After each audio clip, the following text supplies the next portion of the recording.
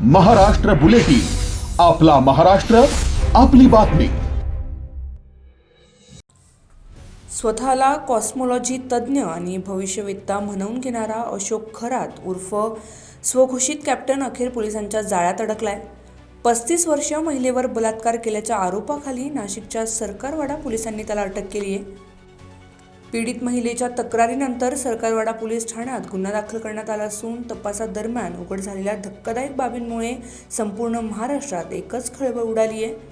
पोलिसांनी Canada corner येथील त्याच्या कार्यालयावर छापा टाकला असता छुप्या पद्धतीने लावलेले सीसीटीव्ही कॅमेरे आणि एका पेनड्राईव्हमध्ये तब्बल 58 आक्षेपार्ह व्हिडिओ सापडलेत। या व्हिडिओमध्ये अनेक महिलांचे चित्रीकरण असल्याचा संशय व्यक्त केला जातोय। पोलीस स्टेशन सरकारवाडा येथे CR नंबर 74/2024 असा गुन्हा दाखल झालेला आहे। फिर्यादीच्या तक्रारीवरून भारतीय न्याय संहिता कलम 64, 74, 351 आणि जादूटोणा प्रतिबंधक कायदा कलम 3, कलम 1, 2 प्रमाणे हा गुन्हा दाखल करण्यात आलेला आहे। तपास चालू आहे। क्राईम ब्रांच युनिट 1 आणि गुंडा पथक तपास करीत आहे। ती महिलेच्या तक्रारीवरून गुन्हा दाखल करण्यात आलेला आहे। शारीरिक शोषणाबद्दलची तक्रार, फिर्यादीचं नाव उघड होऊ नये म्हणून जास्त डिटेल देता आले। महिलेने जी तक्रार दिली त्याच्याप्रमाणे गुन्हा दाखल करण्यात आलेला आहे आणि अजून त्याच्या प्रोफेशनबद्दल अजून तपासात काही निष्पन्न झालेलं नाही। आज नेमका पहिलाच दिवस आहे, तपास सुरू आहे। आरोपी महिलांना भविष्याची भीती दाखवून किंवा विविध आमिषे देऊन जाळ्यात ओढत होता आणि त्यानंतर अत्याचार करत असल्याची शक्यता पोलीस सूत्रांनी व्यक्त केली आहे।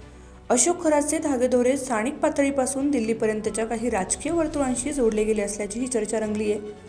जप्त केलेल्या व्हिडिओमध्ये कोणत्या व्यक्तींचा समावेश आहे याचा तपास नाशिक क्राईम ब्रांचकडून सुरू आहे।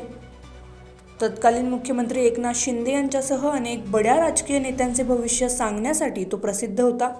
शिंदेंनी आपल्या राजकीय भविष्यासाठी खरात यांची भेट घेतल्याच्या चर्चेमुळे तो प्रसिद्धीस होतात आला। तो शिवनिका ट्रस्टचा प्रमुख असून ईशानेश्वर मंदिराचे व्यवस्थापन पाहत होता। त्यामुळे या प्रकरणामुळे राजकीय वर्तुळातही मोठी खळबळ माजली आहे। सध्या पोलिसांनी आरोपीला अटक केली असून पुढील तपास सुरू आहे। या प्रकरणातून आणखी धक्कादायक खुलासे होण्याची आता शक्यता वर्तवली जाते। Bureau report, Maharashtra bulletin, Nashik. Maharashtra bulletin, आपला महाराष्ट्र, आपली बातमी।